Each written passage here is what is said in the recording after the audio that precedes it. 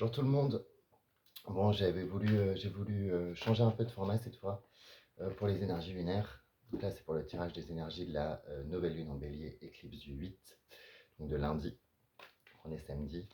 J'ai voulu lancer un live, du coup, pour le faire sur Insta, mais complètement imprévu, etc., pour voir au cas où il n'y avait pas l'air d'avoir grand monde qui allait rejoindre. Donc, du coup, je me suis dit que c'était autant plus simple de le faire en vidéo et puis de vous repartager, de vous publier ça. Voilà. Une fois n'est pas coutume, du coup, ça ne sera pas un post écrit, c'est une vidéo. Pour ces énergies lunaires, vous avez sûrement pu lire un peu partout que ça va être apparemment une nouvelle lune éclipse assez dingue. Dans tous les cas, c'est la première de l'année, puisque c'est une nouvelle lune en bélier, donc de l'année astrologique, j'entends. Voilà. Ça va être une nouvelle lune assez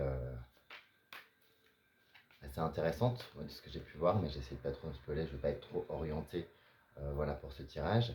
Et puis voilà, on a essayé de faire une petite vidéo cette fois pour ce tirage des énergies lunaires, voir un peu ce qu'il peut y avoir derrière cette nouvelle lune, qui sera aussi une éclipse, du coup, en bélier. Pour vous, tout ce qui est astrologique, hein, vous avez des contenus qui vous en parlent très très bien. Je pense notamment Holistic Zaza qui fait des lives pour quasiment pour toutes les lunes et nouvelles lunes qui durent assez longtemps, qui vous explique, rappelle bien aussi ce qu'est une éclipse, euh, les cycles lunaires et compagnie. Donc n'hésitez pas à aller voir des contenus d'astrologues. Là on va tirer les cartes même si on utilise l'astrologie. Euh, quoi d'autre? Donc c'est une éclipse, donc ça veut dire que du coup on va avoir l'ombre de la lune qui va cacher le soleil. Donc voilà, pendant cette nouvelle lune, puisque de toute façon une nouvelle lune c'est toujours une conjonction entre le soleil et la lune, qui crée une nouvelle lune alors que la pleine lune c'est une opposition. Voilà. Je ne suis pas astrologue mais c'est pour vous expliquer un peu en astrologie comment ce qu'est une nouvelle et une pleine lune. Quoi d'autre? Bah voilà, je pense que ces petits rappels étant faits, nouvelle lune en bélier, donc le premier signe du zodiaque, signe du feu. On va aller voir ça, donc les énergies de cette nouvelle lune, la vibe de cette nouvelle lune éclipse en bélier. On dit souvent que les éclipses ouvrent des portes, hein, du coup, et que ce sont des moments vraiment assez intenses de manière générale, et qui lancent des choses pour toute l'année. Donc là, on va voir ce que cette nouvelle lune en bélier a à nous dire. Donc tarot de la sorcière et de la roue de l'année.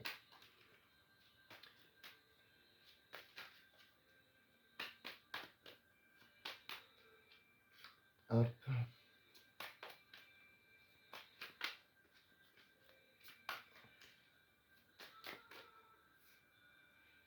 Et puis si c'est un format qui vous plaît, je le referai peut-être de temps en temps pour certaines lunes. Mais je pense que globalement, je continuerai avec les posts écrits. Sinon, je trouve qu'en plus, moi, je peux pas repartager les vidéos. Je vais tirer 3 cartes. On va prendre une troisième. J'en veux qu'une. Voilà.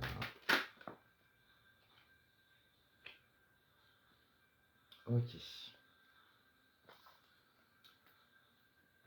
On va prendre le Noxlux que j'utilise depuis que je l'ai à chaque fois pour ces énergies lunaires. Donc, de Nésis et les brumes d'Halloween. Donc, Alicia qui l'a illustré, qu'elles l'ont fait ensemble, qui est absolument incroyable. Je vous lirai sûrement peut-être si c'est un archétype, le poète M. C'est pas un archétype, on verra. Pour le moment, j'en tirer une seule, on verra si j'en mets d'autres. Et puis, je vais aller tirer, j'ai fait moi-même avec toutes les planètes. Petit jeu avec toutes les planètes. Hop. Qui sort, voici, que je vais mettre là, pour le moment. Et là, c'est parti pour ces énergies lunaires.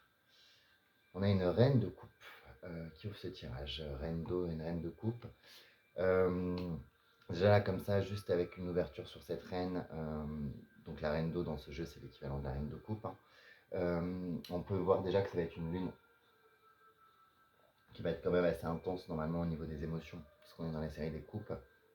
C'est une lune qui va agir comme ça sur nos plans émotionnels de manière assez importante. Et notamment, là, avec cette reine de coupe, la reine de coupe est une figure du tarot qui est souvent très généreuse, altruiste, quand on est dans ses bons côtés, et puis dans ses mauvais côtés, ça peut être euh, des aspects un peu plus compliqués, de difficulté à gérer ses émotions, de jalousie, de se faire déborder comme ça par des émotions. Je pense que cette lune va être intense émotionnellement et qu'elle va nous parler aussi de nos relations, du coup, dans le sens où nous, qui on est, ce qu'on donne, ce qu'on ressent dans ces relations. On l'avait déjà un peu vu, je crois, dans le dernier post que j'avais fait sur la nouvelle, la pleine lune qui avait eu lieu la fin mars. Euh, on voit quand même qu'il y a des choses qui sont questionnées par rapport à la manière dont on entretient, dont on se voit relationnellement et dans les relations, je parle avec les gens, mais aussi avec les choses de manière générale, et l'impact que ça a sur nos émotions. Je pense que cette reine de coupe, elle vient montrer que ça va quand même être une question centrale pour cette nouvelle lune. Les nouvelles lunes servent à marquer des nouveaux départs, lancent des nouveaux cycles lunaires. Là, en plus, on a une éclipse. Donc, on voit quand même que il y a des questions très personnelles qui vont être soulevées par cette lune, de les choses qu'on veut et qu'on ne veut plus, et notamment par le prisme de qu'est-ce qu'on veut ressentir et qu'est-ce qu'on ne veut plus ressentir. En seconde carte, voilà, on a le diable. Cette nouvelle lune, elle va peut-être une éclipse, nous confronter comme ça à des choses qui ont pu être, comment dire, qui ont pu être des pièges par le passé, qui ont pu être des endroits où on s'est perdu, où on s'est piégé. Le diable a du mal à réguler ses instincts.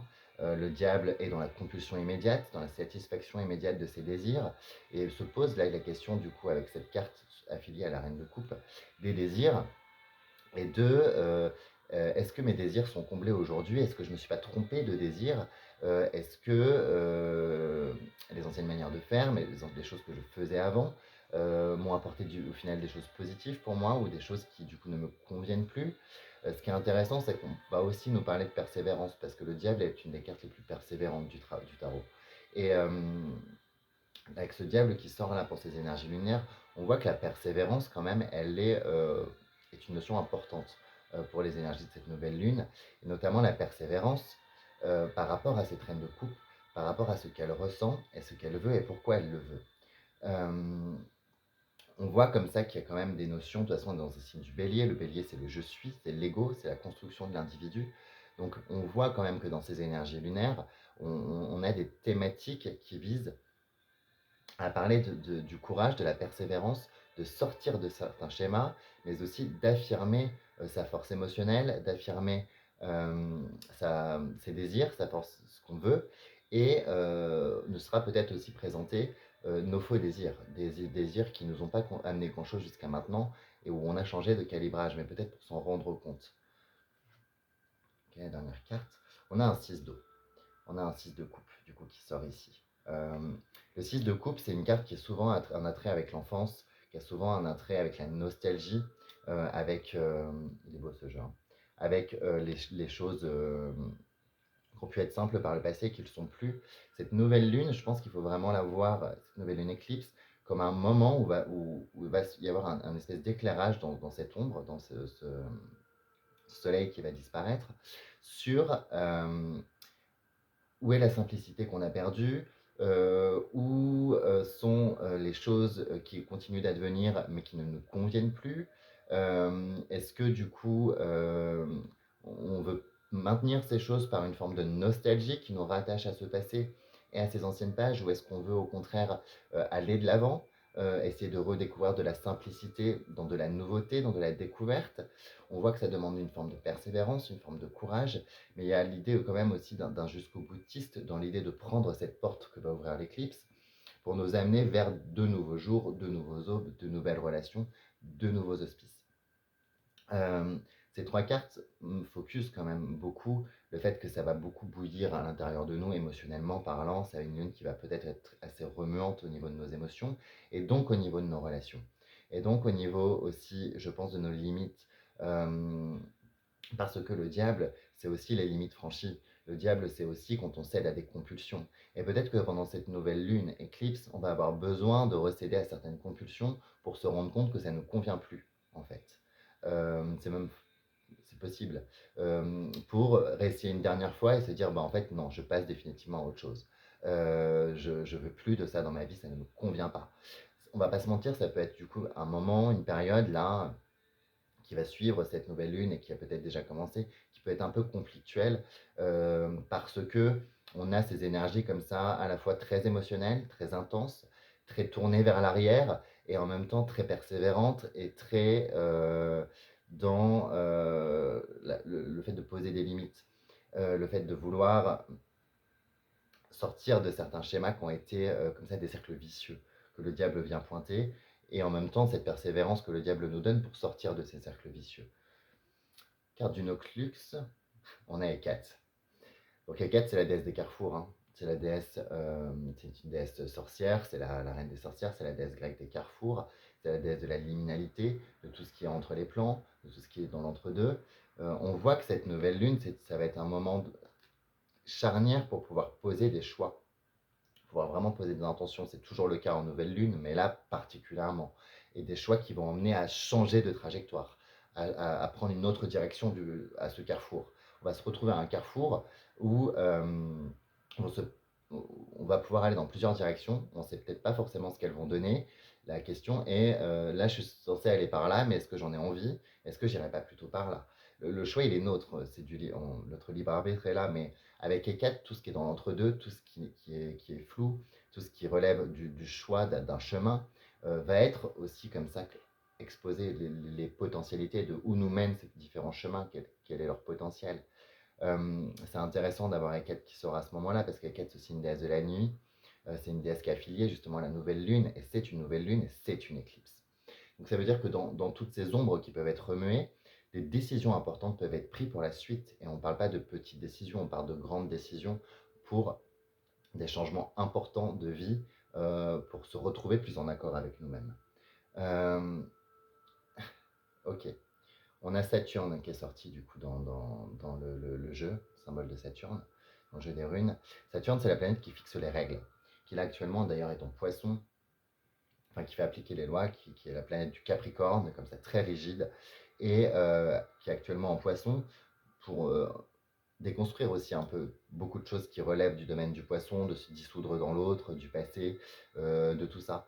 Et du coup, on voit que Saturne peut être une planète qui peut avoir une influence de soutien pour mettre en place des nouvelles applications de règles pour nous, pour notre individu, pour la suite.